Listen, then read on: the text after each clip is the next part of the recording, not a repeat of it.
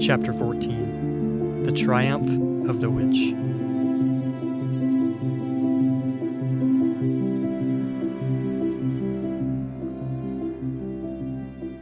As soon as the witch had gone, Aslan said, "We must move from this place at once. It will be wanted for other purposes.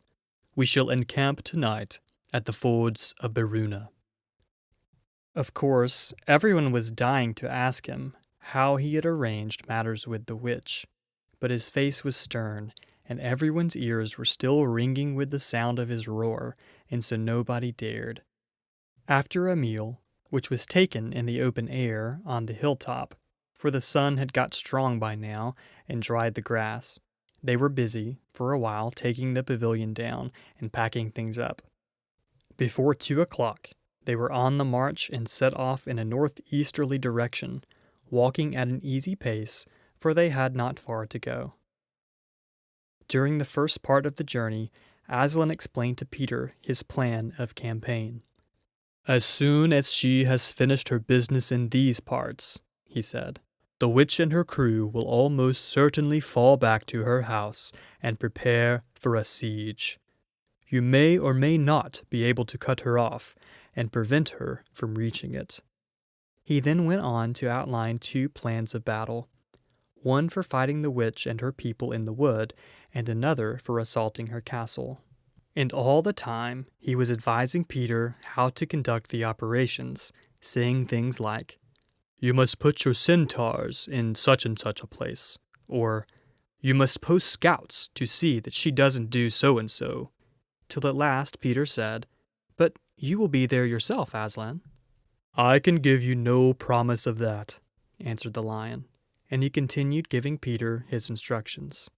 For the last part of the journey, it was Susan and Lucy who saw most of him. He did not talk very much, and seemed to them to be sad. It was still afternoon when they came down to a place where the river valley had widened out, and the river was broad and shallow. This was the fords of Beruna, and Aslan gave orders to halt on this side of the water. But Peter said, "Wouldn't it be better to camp on the far side, for fear she should try a night attack or anything?" Aslan, who seemed to have been thinking about something else, roused himself with a shake of his magnificent mane and said, "Eh? What's that?" Peter said it all over again. "No," said Aslan in a dull voice, as if it didn't matter. "No, she will not make an attack tonight." And then he sighed deeply. But presently he added, "All the same, it was well thought of. That is how a soldier ought to think, but it doesn't really matter." So they proceeded to pitch their camp. Aslan's mood affected everyone that evening. Peter was feeling uncomfortable too at the idea of fighting the battle on his own. The news that Aslan might not be there had come as a great shock to him. Supper that evening was a quiet meal. Everyone felt how different it had been last night, or even that morning. It was as if the good times, having just begun, were already drawing to their end. This feeling affected Susan so much that she couldn't get to sleep when she went to bed. And after she had lain counting sheep and turning over and over, she heard Lucy give a long sigh and turn over just beside her in the darkness. "Can't you get to sleep either?" said Susan. "No," said Lucy. "I thought you were asleep. I say, Susan." "What?" "I have a most horrible feeling, as if something were hanging over us." "Have you? Because, as a matter of fact, so have I." "Something about Aslan," said Lucy. "Either some dreadful thing is going to happen to him, or something dreadful that he's going to do." "There's been something wrong with him all afternoon," said Susan.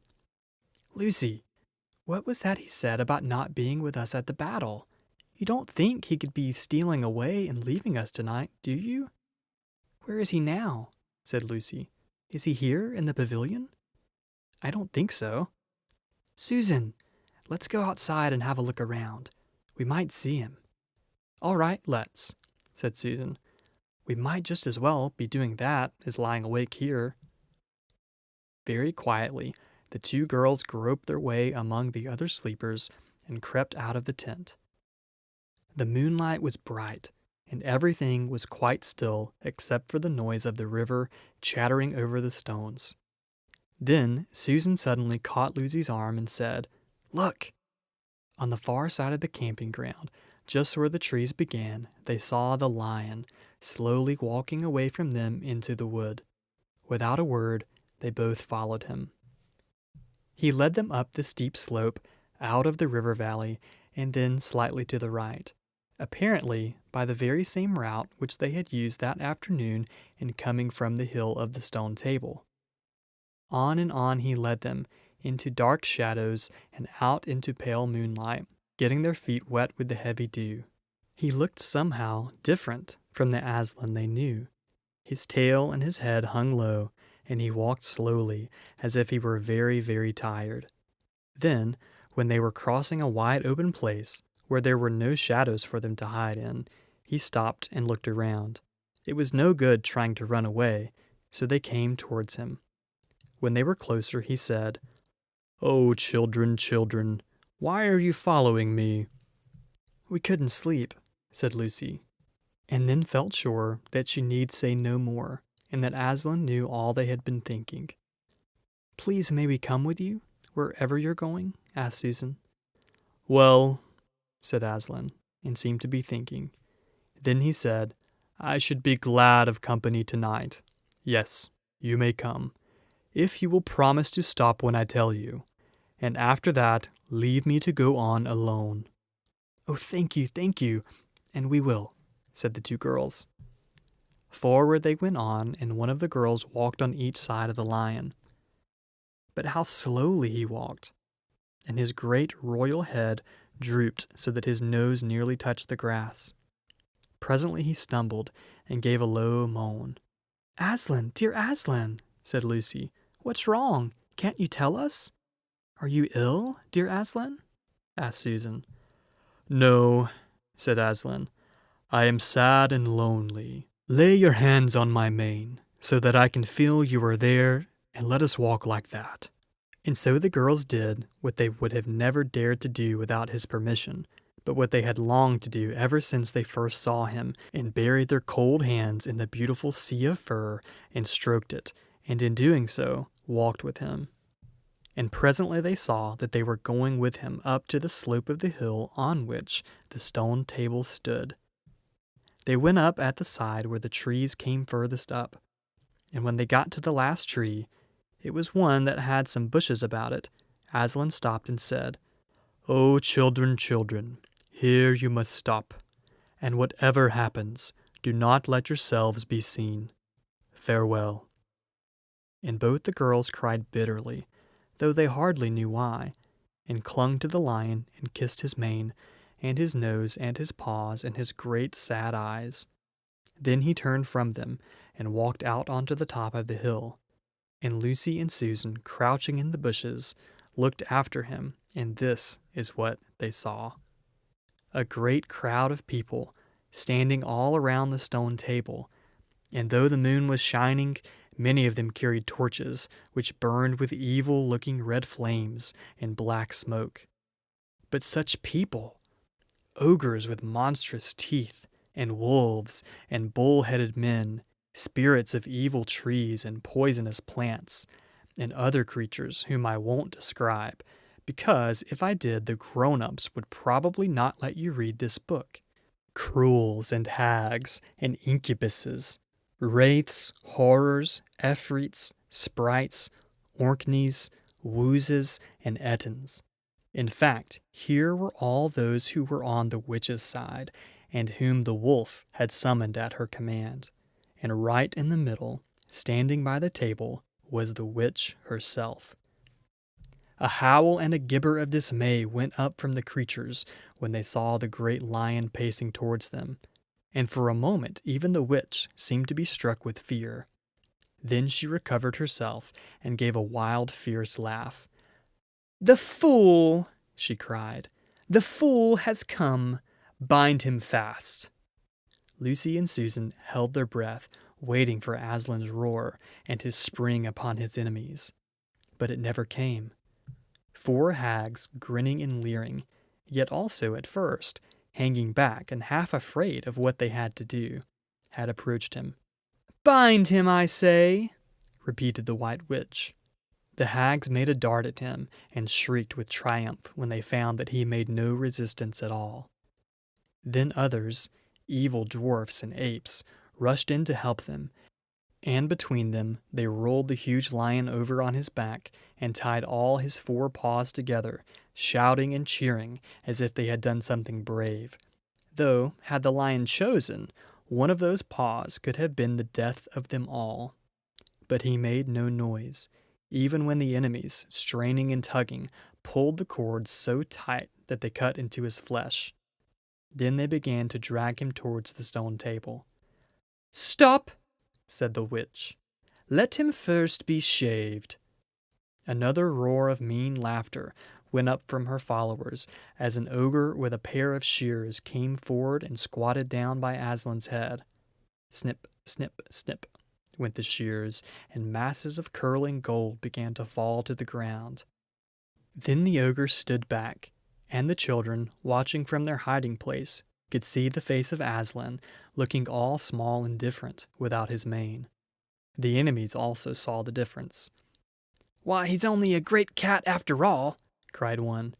"Is that what we were afraid of?" said another. And then they surged around Aslan, jeering at him, saying things like, "Puss, puss, poor pussy," and "How many mice have you caught today, cat?" and "Would you like a saucer of milk, pussums?" "Oh, how can they?" said Lucy, tears streaming down her cheeks. "The brutes, the brutes!"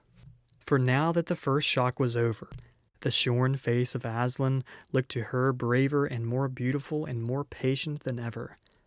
"Muzzle him," said the witch. And even now, as they worked about his face, putting on the muzzle, one bite from his jaws would have cost 2 or 3 of them their hands. But he never moved. And this seemed to enrage all that rabble. Everyone was at him now. Those who had been afraid to come near him even after he was bound began to find their courage, and for a few minutes the 2 girls could not even see him. So thickly was he surrounded by the whole crowd of creatures, kicking him, hitting him, spitting on him, jeering at him. At last the rabble had had enough of this. They began to drag the bound and muzzled lion to the stone table, some pulling and some pushing. He was so huge that even when they got him there, it took all their efforts to hoist him onto the surface of it. Then there was more tying and tightening of cords. "The cowards, the cowards!" sobbed Susan. "Are they still afraid of him, even now?" When once Aslan had been tied, and tied so that he was really a mass of cords on the flat stone, a hush fell on the crowd. 4 hags, holding 4 torches, stood at the corners of the table. The witch bared her arms as she had bared them in the previous night when it had been Edmund instead of Aslan. Then she began to whet her knife. It looked to the children, when the gleam of the torchlight fell on it, as if the knife were made of stone, not of steel, and it was a strange and evil shape. At last she drew near. She stood by Aslan's head. Her face was working and twitching with passion, but his looked up at the sky, still quiet, neither angry nor afraid, but a little sad. Then, just before she gave the blow, she stooped down and said in a quivering voice, "And now, who has won? Fool, did you think that by all this you would save the human traitor? Now I will kill you instead of him, as our pact was, and so the deep magic will be appeased. But when you are dead, what will prevent me from killing him as well? And who will take him out of my hand then?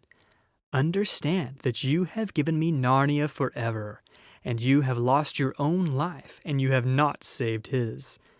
In that knowledge, despair and die." The children did not see the actual moment of the killing. They couldn't bear to look, and had covered their eyes.